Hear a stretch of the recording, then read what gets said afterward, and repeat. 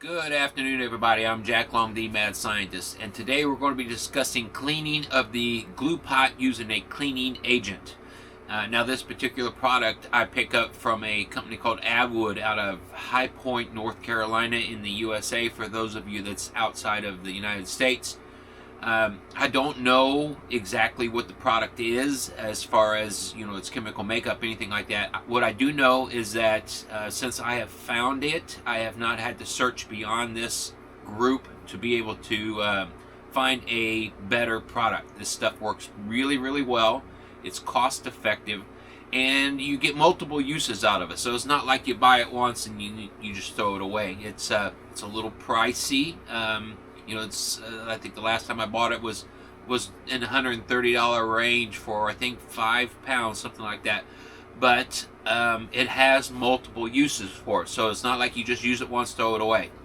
Okay, so how many times I have used the agent depends on how dirty the pot is. And the stuff I'm currently carrying around in my truck with me, I've had 4, 5, 6 uses out of it, and I clean several pots a year. Okay, so with that being said, let's jump into this.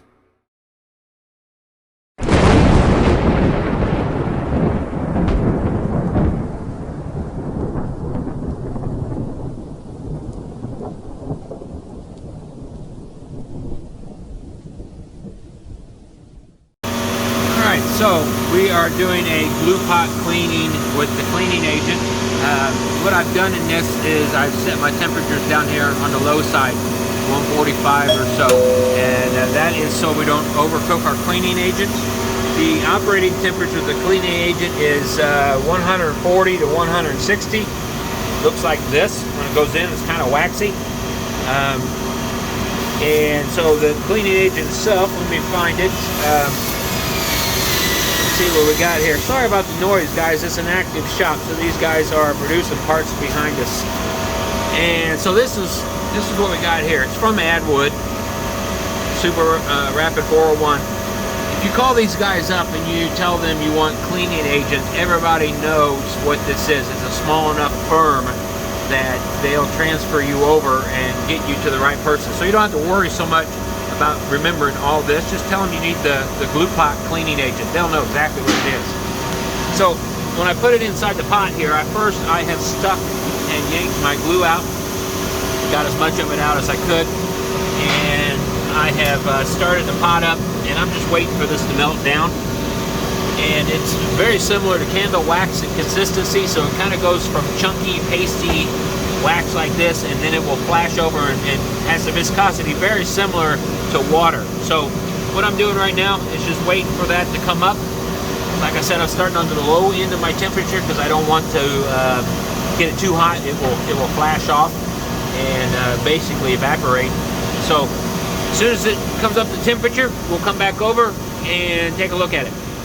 Okay, so it's a few minutes later. I am starting to get this coming up to temperature here. It's I think my set point now is 165. You can see back in there where this is starting to turn a little liquid. I'm not sure how well it's going to come off on camera. See if I can get it. You see that little haze that's coming off of it? That's it off-gassing. So that's what we want to start to see, is that off-gassing is what's going to go in there, and it's going to clean that charcoal and everything off of it. So I'm in the area that I want to be. I'm going to go ahead and let this sit here for a little bit. You see it's starting to cook down now, quantity-wise.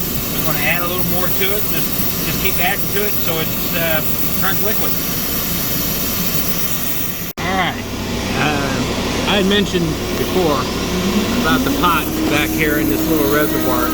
Kind of hard to see, but if you look back here in the mirror, right in here, you'll see the glue is not flowing back down to the pot. So this trough that's in here, yeah, that's all clogged up across there, all clogged up across there. That is a huge problem for this particular customer. Okay, so I'm going to get that cleaned. As always, I go to start the video up and somebody starts cutting something. So sorry about the background noise, and we'll get that cleaned out and go from there. Alright, so after cleaning those out, there's the port on the front side, there's the back side. This is actually looking straight down into the tank. You See a little bit of debris there. Okay, so I've had this on for a little bit, and it's starting to get pretty liquidy. And what I've been doing is just been going up and kind of opening it up, stir it a little bit. But if you can see the where is my flashlight? Bear with me just 1 second. There. See that chunk of glue right there? Right there. See how that's starting to delaminate? We go in there, we just push on that. That's coming out. Back in here we had that big glob that was up here around that piece of casting. Oh, I'm sorry. I am watching what I'm doing so I don't get burned. I completely, you were off screen. So what I was doing is poking back up in here, and you'll see this piece of that casting that's back in here was all mucked up a little bit. Down here on this side, you see how nice and clean all that's coming off there. And, you know, it's taking a little time, I'm not going to lie to you, because I brought up temperature. I'm also doing other things to the machine, cleaning other stations, you know. But, just to give you an idea, you know, that's what I'm doing. I'm just letting it come up, let it cook, let it do its job. And let me get rid of this light here for a second. We can see, uh-oh, she shut down for something. And see what happens, okay? I think these guys are getting ready to go to lunch here, and they shut off their power to the machine. That's what I think they did. So let me stop it here. We'll come back. All right, so I've let this thing set for quite a while, about an hour now, and I've dropped the temperature back down to 145 in the tank, I think. And you see now back in the back, everything back here is nice and clean. You also see that my liquid glue level is much better. So what I'm wanting to do is let this thing set and stew, and we're pretty good right now. It's kind of hard to see, but way back in the corner, it's really starting to off-gas pretty good back there. But back here in the corner, I have logging on the return ports. So I'm working on that, getting that pushed out right now so I can confirm that I have a clear port. And that's where we're at. We're just slow and steady moving forward. And like I said, I dropped the temperature about 150 or so. Went to lunch. Let it just kind of sit there and work that temperature up through the glue to get that liquid down there. And that's kind of where we're at. We'll stop it for now and then let it sit for a few more minutes. Pick it back up. Okay, another quick update. I have dropped my glue temperatures down, and you can see where the glue is starting to solidify right now. This change in state when it's going from liquid to solid, it has a very short exposure to the kind of like a smushy, muddy kind of texture to it, a little bit, you know, like a peanut butter kind of texture. When this stuff is molten, it's completely liquid, it's too thin to go up these towers, and it's kind of watery at that point. So what happens is when it's trying to pump the glue up, it just doesn't have enough viscosity to push up. So what I do is I start to drop my temperatures down, and right now my glue temperature is on this one right now 138 or so. So I'm taking it down a couple degrees at a time, and what you'll see is, let me find out where, let me get back over here. You'll see here on the spindle, see how the spindle is shining? And you can physically see some residue that's on it. I shine this across so you can see the shine. That shine is our cleaning agent. So what I'm looking to do is allow this to cool down inside the pot to the point where it's got enough thickness when it's making its phase change from liquid back to solid. Trying to get it in that little sweet spot. And as it's getting there, this starts to solidify and go up, and it forces it to go up the spindle. What I'm wanting it to do is I'm wanting it to go up into the spindle and go up into the cap and try to clean some of the stuff up in the cap. It doesn't do a really good job of it, but it helps. But if I raise this temperature up on either the glue tank or the spindle to the point where this will make us change over to liquid, then this spindle will actually go dry because it doesn't have enough viscosity to push it. So you can see, like I said, we've got some in there. Let me get in here and scrape this. Where I lost you. There we go. You can see where we got a little bit here. You can see I'm trying to do this through the camera, and it's harder than it looks. And I can feel this just from the texture of it. Let me switch hands here. Oops, sorry. So let me switch the entire pick. This pick's better. When I get into this, you can see that residue that's up on it. Now, if that was glue, it would have a completely different look to it as it come off. So what have we got here? This is just my cleaning agent. So I know I'm close. All right, so I'm going to let that sit and cook for a little bit, and it will continue to apply the coating up to the back of it, clean the back of the dosage scraper, and we'll go from there. We're almost done. Okay, I need to jump in here real quick. As you know, we're always learning different tricks, tips, tricks, things we pick up along the way. And if you follow this all the way through to the end, there is a tip that I picked up, a trick, however you want to say it, for extracting the liquid wax out, the cleaning agent, removing it out. And I posted that at the end of it. It's off of a different machine, but like I said, constantly learning new things, and I thought I'd share that here at the end of this video. Okay, so we're starting the cleanup of the glue, taking the cleaner out of the glue itself. And you can see here where this is peppered with bad glue, burnt glue. Everything is down inside here. Sorry, didn't mean to jog you around like that. It's kind of hard doing this one-handed and viewing what I'm looking at without getting burnt. You can see this kind of debris that's stuck down inside this glue, or excuse me, this cleaner. A lot of times I will take this cleaner and use it 2 or 3 times because you know, it's still in pretty good shape. The overall cleanliness of this pot itself appeared to be in pretty good shape until I started getting into it. And I apologize again if that went off camera a little bit. This is still 90 degrees, 80 degrees or so Celsius, so I'm still trying to keep myself from getting a little burn on it.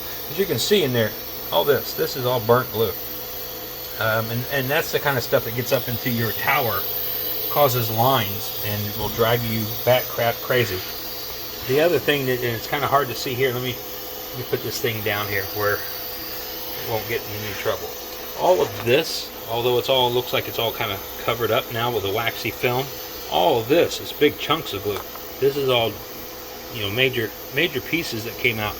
I don't want to move it too much because this material is kind of shady how it's sitting here. But these are big chunks. These are by no means small pieces. And that's the stuff that was up behind this tower back in here that you couldn't see. And somewhere, let me see if I find it. Oh, here it is, right here in front of me. This is a big chunk that came off. And that was a piece that was right around here. We'll go back to the beginning of the video and I'll point that out. That big chunk here. And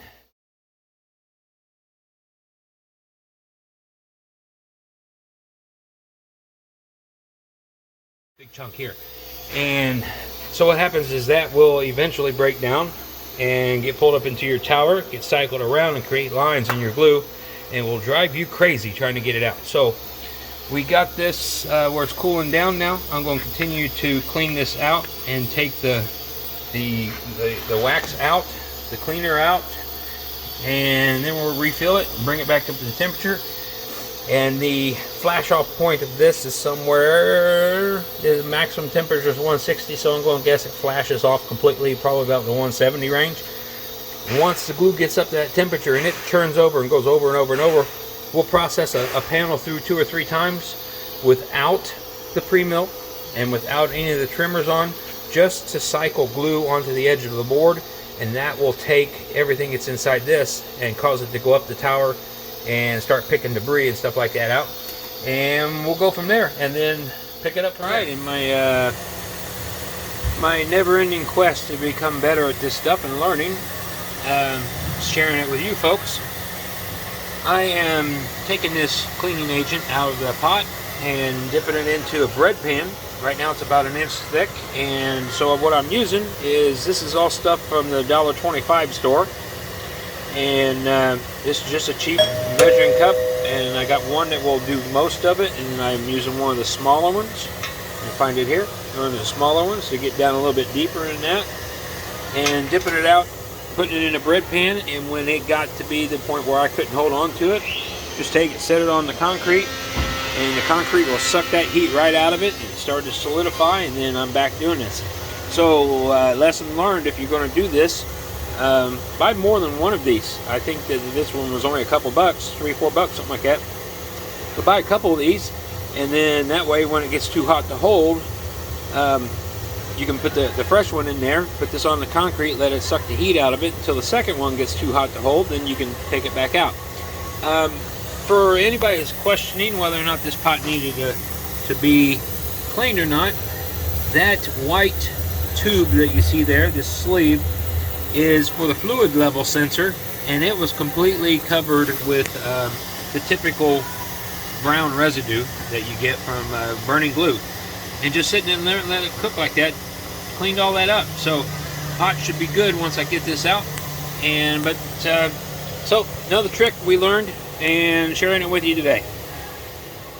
Alright, got another follow-up here to the glue cleaning, and this is the release heat agent. Put it in the bread pan as I dipped it all out, let it sit there, and it just came right straight out of my bread pan. So that's another little neat trick. I would recommend though that we definitely have more than one of these. It gets a little warm when you're dipping it out.